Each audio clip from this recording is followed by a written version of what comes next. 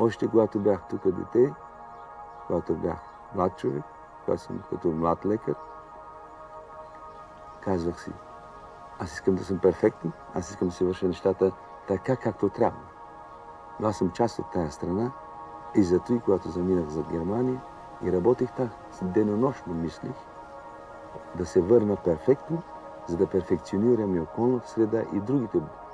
Защото само така аз мога да живея добре и щастливо. Аз перфектен и България е перфектна. А не аз перфектен, България изостанала. Така няма да върви. И така си представим живота. Той е гигант. Той е един от гигантите в нашето общество. И смятам, че дължим много на него, не само като лекари, но и като българи.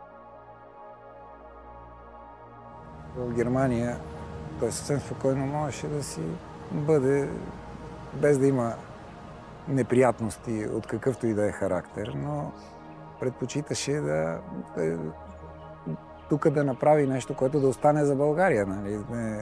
Той това казваше, аз няма да го взема със себе си. Всъщност тази сграда отзад е започната пак от него.